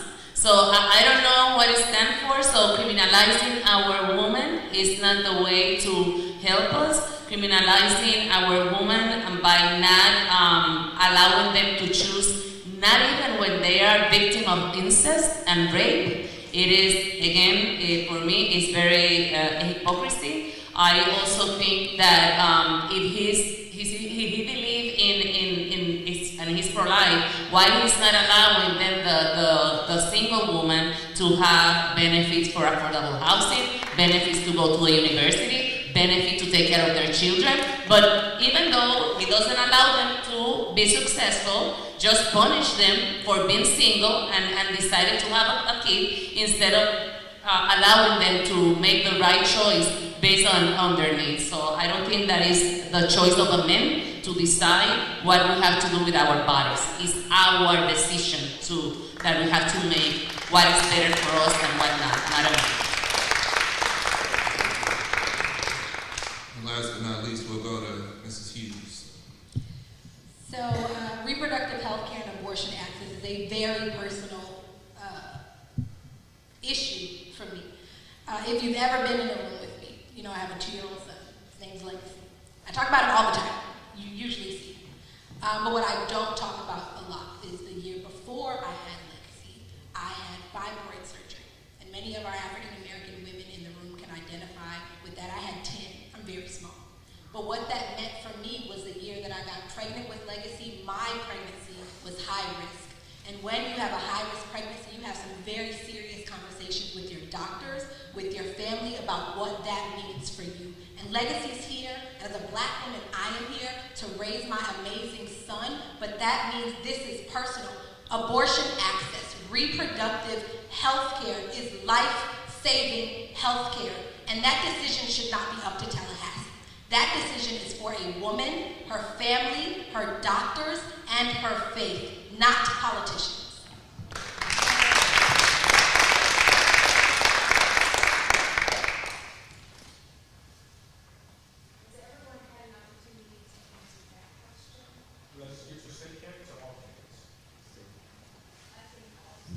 Yes, we go to. No, I can't. That's too. So for me, I'm a Christian. I was raised Christian Pentecostal. My mom's a minister, my dad's a deacon. They're both here today, and I don't think it is my business to tell any woman what she should or should not do with her body. And it's just representative of struggle. Everybody in this room here, in the past 2 years, has went through struggle in your household, in your life. And it's not anybody else's business to come in and tell you how you deal with that struggle, whatever it looks like. And so I think that it is a woman's right to choose, and it's not my place to tell them what to do or what not to do with their bodies.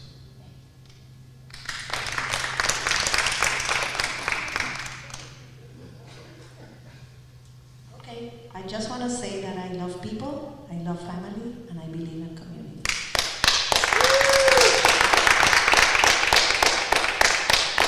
is a very tough question for me. I am pro-choice, but I understand that we're focusing on this, and my directive, or what I would like you to think about, is what else is happening in our country today? Is this the only issue that is affecting us? It's the right of the family to make that decision.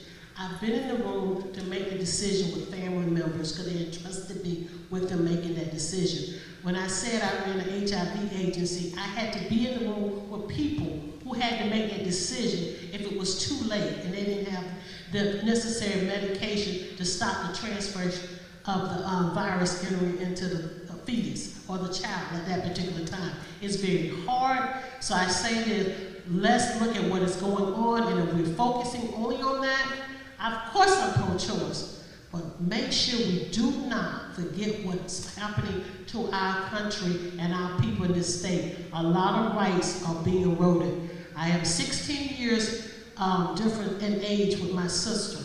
Well, my mom had at the age of 39 in 1977, so now y'all will figure out my age. The key factor was in 77, the doctor said, do you want an abortion? My sister is 45 today because my mother said no. But because they didn't have the technology and it was a high risk and there was other concerns, but she said no, but it was the choice of our family. And it should be the choice of every family to make that decision. Thank you.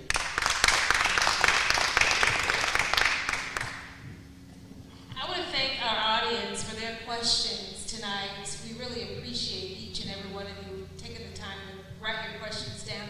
So thank you for that. And I want to thank all of our candidates for your time, for your attention, for your preparation, and for accepting our invitations. I wasn't kidding when I opened the program and I said that we did hound many of you because we thought it was important for our community to be able to hear from you.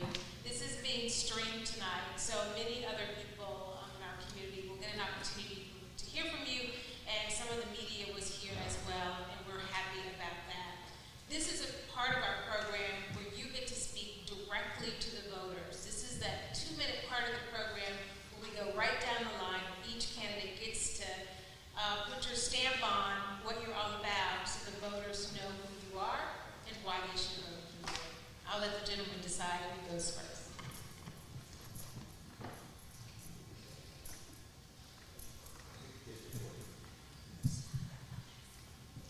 So as you heard, we will now go to 2 minutes. And we will double the time. So 2 minutes, closing remarks, and we'll start from my right, your left, with school board member John Lopez seeking to be in State House seat 43. So the reason I'm running is because I am tired of the preemptions from the governor. I think that we have to be bold and outspoken about our communities, especially our LGBTQ plus community, our communities of color, also our small business owners. They need a voice. They need a voice, and I think that I already advocated and show with my experience as a school board member that I am pro-community. I'm always advocating for my community, for the students, for the teachers, for public education.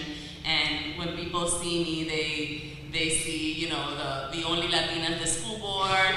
I came from Puerto Rico, and my story is very, very similar to my district, to District 43. I came in 1998, worked in the airport, in a car wash, then in a fast food restaurant. Because of my fears of the language, I felt very uncomfortable because of the way I spoke the language. But I have an education thanks to my mom. So I came to Colonial High School, being a volunteer, then a substitute, and then a full-time teacher. 2017, Teacher of the Year. 2018, a school board member. Because I know my community needed a voice. After 150 years in Orange County Public Schools, not having a Latina as a school board, even though we have 43% Latinos in Orange County Public School, I was the first Latina in Orange County Public School because a group of students, majority ESOL students, ran my campaign. So I already showed you that I represented my community. And I am a good listener. I'm not an expert on every topic, obviously. I need you to be your voice. Without you, I cannot be a candidate. So thank you so much for your time, and my accent is an asset.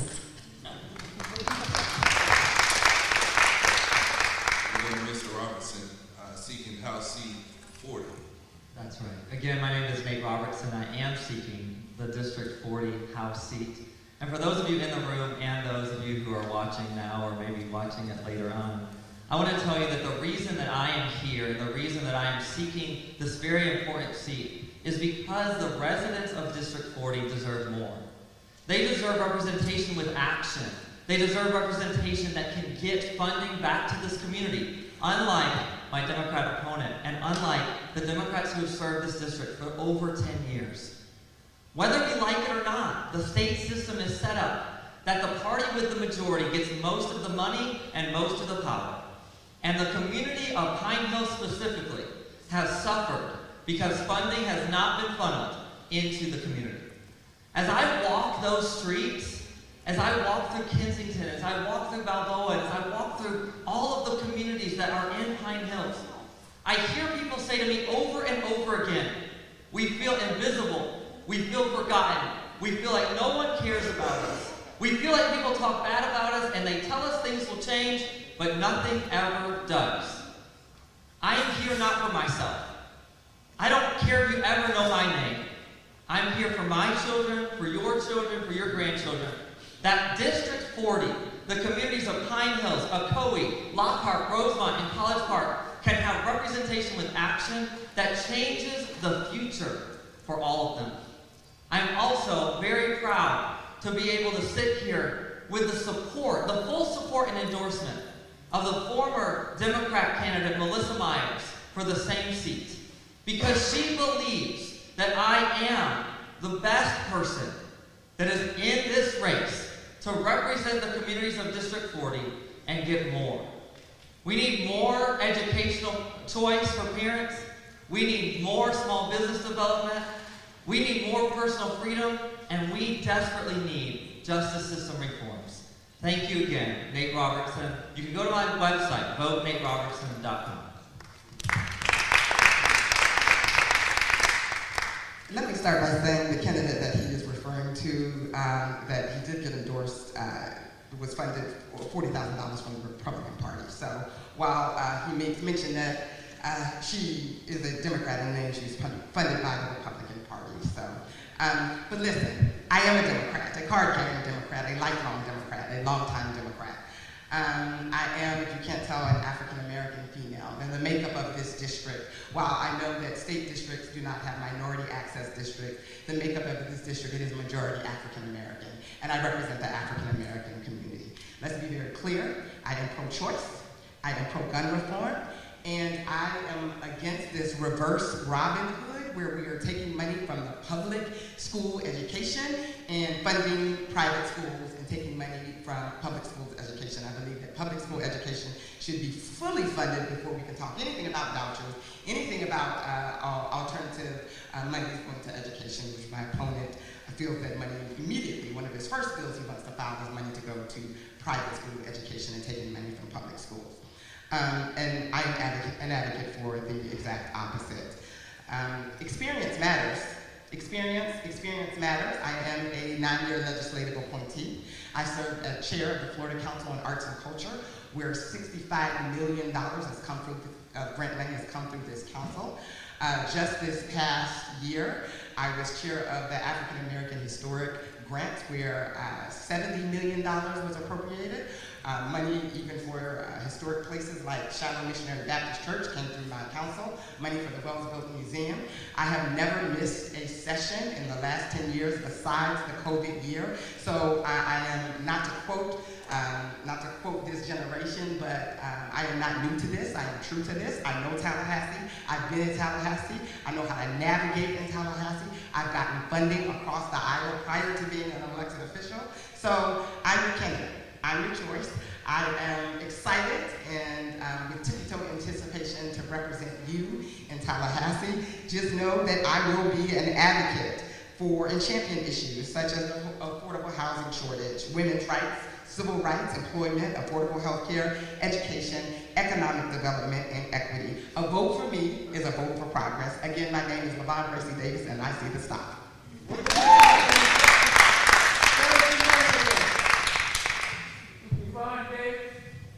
I'm sorry? Say, what did you say? LaVon Percy Davis, candidate for House District 40, a name you know, values you trust in the future you deserve.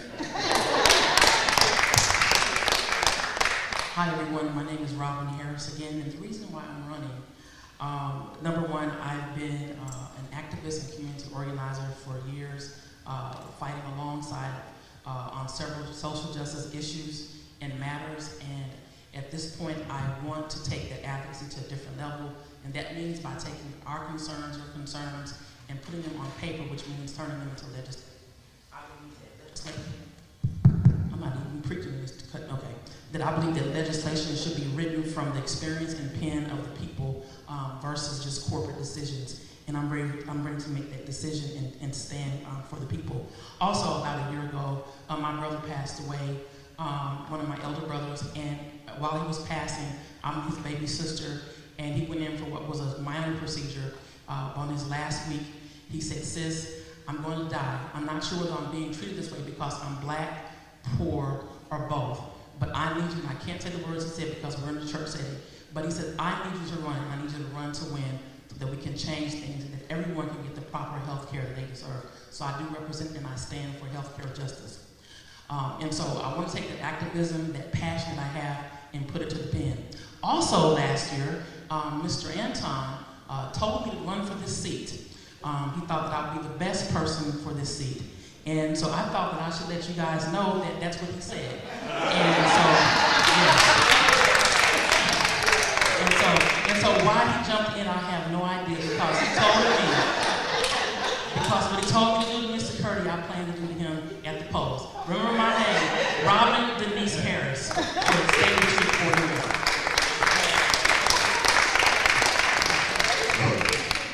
So I'm Bruce Anton, candidate House District 41, and if you talk to a number of the candidates on this panel, Ms. Harris, Mr. Scott, Ms. Gills, I told them to run as well. I told everybody that I've been in my race to run. So I tell everybody to run. I encourage everybody to run.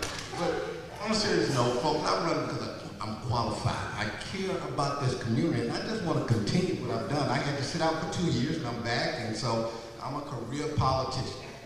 When I started at IBM, as a systems engineer and marketing rep, I did that for 8 years. I worked at Decay for a quasi-government agency, managing minority business programs, managing energy efficiency programs.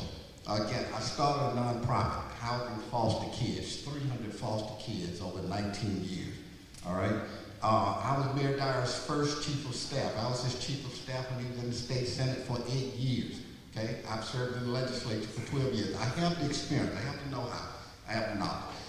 And one of the things about me, I can work across the aisle. So I got Valencia a $10 million increase in their budget. There's a building at FAMU with the big old snake in front of it that Dr. Robinson is supposed to name after me and Perry Thurston. Myself, Senator Perry Thurston, Senator Randolph Bracey, Senator Oscar Braylon, we increased the funding for Florida's private historical black colleges, so they have an extra $100 million because of me. But I've secured a lot of money for projects in my district. The Paramore Kids on the Orange Blossom Trail Development Board. Because of my relationships with Mayor Dyer, I talked to him, got him to repave, well, he said he was going to repave John Young Parkway between Highway 408 and I-40. I came back from Taiwan and he had spot paved, but that was good enough when nobody tearing up that car, okay? Got him to repave Bruton Boulevard. Got him to widen Raleigh. And so if you go down to Raleigh, you see that that's happening. I worked with Mayor Teresa Jacobs when it flooded on Hiawassee and Hastings. I got her to go in and put in some bigger pipe. I see the sign, but Ms. Harris took over my time talking about I encouraged her to run. So anyway, vote for me because I care about the community. I'm qualified. Thank you.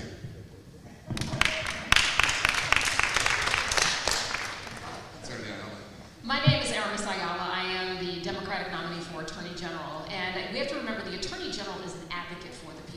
Her job is to be their voice for the state. This isn't, just someone who shows up. The reality is the Attorney General is a member of the Florida Cabinet.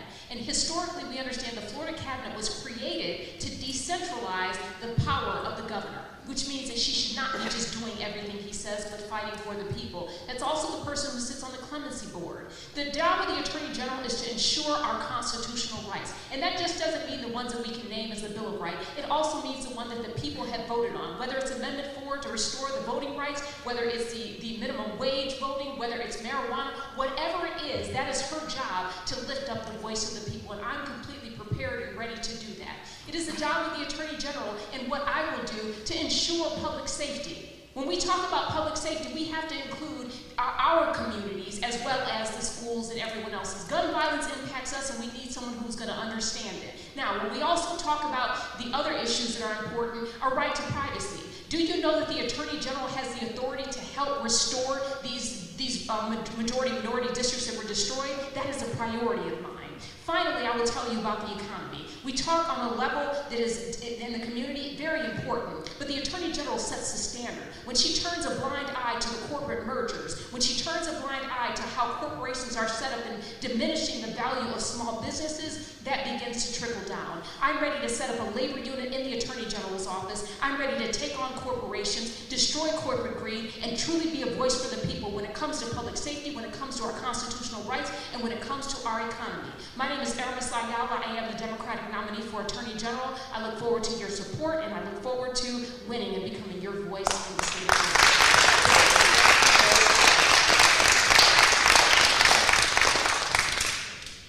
I'm Calvin Windish. I'm a Christian, conservative, and I believe in the United States of America. When I look at all of you out there, there's always a need for someone to step up and put their lives at risk for people they don't even know. I've been doing it for over 33 years in the military, trying to protect and defend this nation from the violence that I've seen around the world. 2 combat tours, disabled vet, I've seen a hatred that we haven't even touched on in our nation. I understand the history of the past, and that's why I serve to protect and defend people here in Pine Hills, in Paramore, in Washington Shores. But my area is just not here. My district covers all the way out to Westfield, all the way up to Bithell, back to Apopka. I have to look at the big picture and say, how can I ensure that all of the state legislators, all the county commissioners, all the teachers are getting their fair share of the value that should come from Washington, D.C. The 10th Amendment gives the power to the states, not to the federal government. And I believe that a lot of the agencies that are up there controlling what happens down here, when you talk about teachers' pay, when you talk about children who need to have better education, when you talk about the economy and you have to make a choice between $3.60 gas or $3.25 can of orange juice, when you got to put food on the table, when you got to deal with crime, which is increasing everywhere, when the criminals are controlling our communities, we don't have enough individuals who can stand up for the rights of each of you. I want to go to Congress to make sure that the legislators there give the power back to you in the states, so that the state legislatures can push it down to all the counties that are in the state, but in particular Orange County. You were abandoned. Our economy right now is hitting all of us. We can't even decide where to go with our money. But I know this, I'm willing to go and fight for your rights and make sure that correct dollars are coming from the federal government in a timely manner each and every time. Go to my website, votecal2022.org. I'm a sincere man, I'm a man of integrity. I believe in you. It's not about me. God has blessed me with more than I deserve. It's up to me to give back to you. God bless.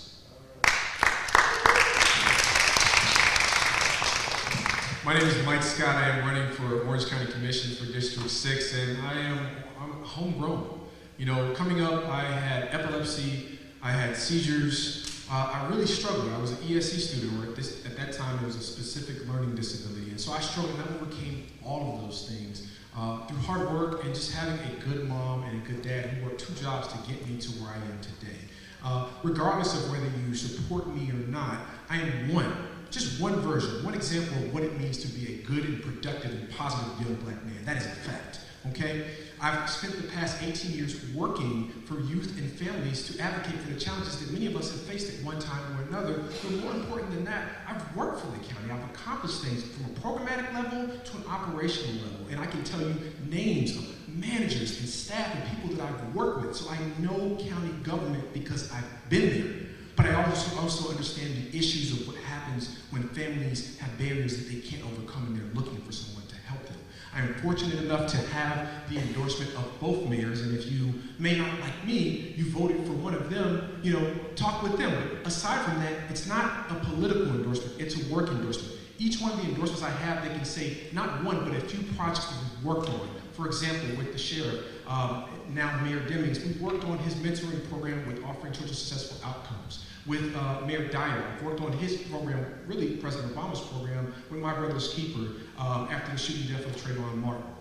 I have the endorsements of Commissioner Bakari Burns, Commissioner Regina Hill, Commissioner Stewart, and all these are an example of what it means to build a coalition, what it means to build a team, and that's what you need when you're on county commission. You're just one vote, but you need to get 3 other people to, you know, come together and come through a solution together. And so I am very much focused on working as a team, working with people, and especially those people who I may not agree with. My opponent doesn't have that same history of working through differences with people that she does not agree with. In fact, she attacks them.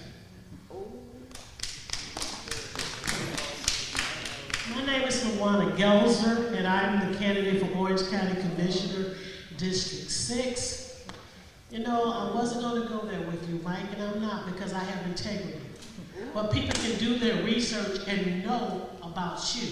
Endorsements means nothing if the community is not benefiting. So the community, with all the endorsement all the other candidates received, it didn't matter. I was still the #1 voter.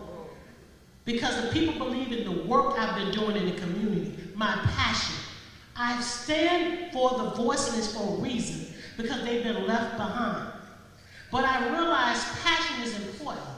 Advocacy is important, but public policy. I've orchestrated bills and I've written bills for a lot of candidates and a lot of legislators. I've worked with the black legislators on many occasions to talk about environmental issues. I work with the community. Right now we're talking about flooding and infrastructure, but it was all mostly man-made. Our wetlands were destroyed, national wetlands that the mayor endorsed you, spent $457,000 to fight the community. So once again, endorsements mean nothing if you don't know where it's coming from. Yes, I've self-funded my campaign for a reason, because I'm putting the people needs first, not special interest groups. And if you go and you do your research, you'll see the person that has been attacked on a regular basis for the people that you're talking about has been Luana Gelser, because I've stood up for the community, because I'm not afraid. So one of your opponent, he's still upset because he received a mugshot for cheating. Mayor Dyer, he told me I would never win an election. It doesn't matter about endorsement, it matters about the work. My integrity. I've never been afraid to fight for the voiceless for anybody. And so the people have said, give her an opportunity, because she's never stopped fighting for you and putting you first. My history of work and service stands all by itself compared to you. Because you work for people, I employ people. It's great. But I've learned to bring extra dollars and money to the community because we need it. And we're not totally just depending on one pot of money. So that's the difference between Luana Gelser and accountability. And if you do your research, you'll find out some of the things that are being said is untrue. But remember, it's about who's been out there fighting for the community. And it's been Luana Gelser, because leadership matters. Thank you.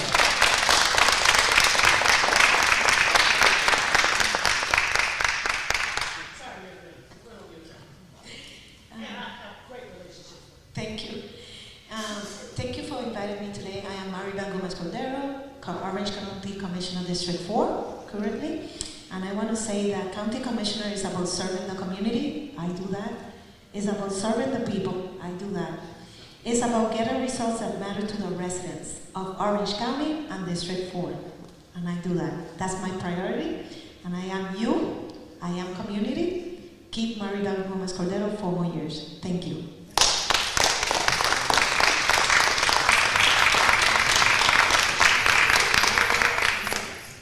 Well, thank you everyone for being here this evening. Again, my name is Tiffany Hughes, candidate for Florida House of Representatives District 39, which covers Seminole County, Wekiva, Longwood, and Orange County, Zellwood, Apopka, Winter Garden, and parts of Ocoee. When I think about why I'm running to serve in the House of Representatives, I think about the community in District 39. I think about our students at Apopka High School who are attending classes that are overcrowded, underfunded. I think about our veterans, our retirees struggling to pay for their prescriptions. I think about parents who are struggling to pay for daycare and put food on their children's table.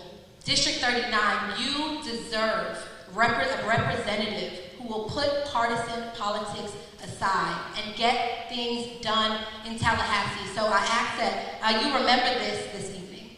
A vote for Tiffany Hughes is a vote to lower housing costs and higher wages for our community. A vote for Tiffany Hughes is a vote to protect our children from gun violence and fully fund our public education system. A vote for Tiffany Hughes is an investment in small business and economic development. A vote for Tiffany Hughes is a vote to protect a woman's right to life-saving reproductive health care. So I ask that you join me by visiting tiffanyhughes.vote and voting Tiffany Hughes on or before November 8th. Thank you.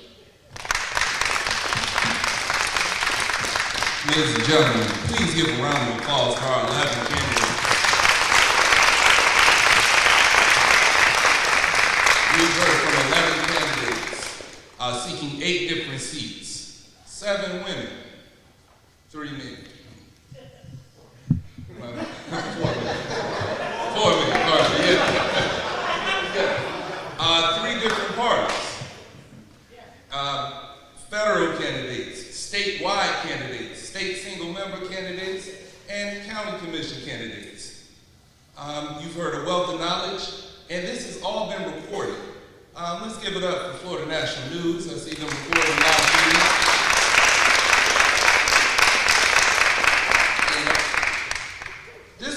This idea to put this on came from Central Florida Black Association of Journalists. And I dare say that black media matters. If you're part of the black media, can you just stand up? Yes. If you're part of the black media, can you stand up? I see you there, Lawrence. Don't make me do that. I just want to acknowledge the black media personnel in the room because it's so important that we're able to tell our stories. And if you're black and in the media, you're making a difference every day. So now I'll bring up our leader, our visionary, our architect, President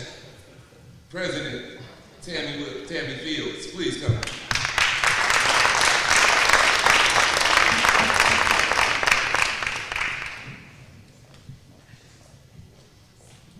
Thank you, everyone. Thank you all for coming out today. I want all of the volunteers who helped put this on to stand up really quickly before we dismiss and go home.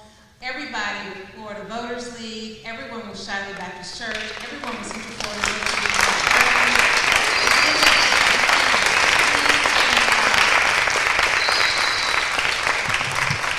This initially was the brainchild of Mr. Ward, who is standing here sitting here in the front row. Francis Ward is a founding member of the National Association of Black Journalists, and we're very lucky to have him as a member of Central Florida Association of Black Journalists. And we did not think we could put this on, but Mr. Ward kept saying, yes we can, yes we can, yes you better do it, find a place. And so I'm very thankful that all of you all agreed to come, because Mr. Ward really would not let us not do this. He thought it was that important, and I agree. You're very kind. Thank you very much. You're welcome. Yes, he deserves a standing ovation. Founding member of the National Association of Black Journalists.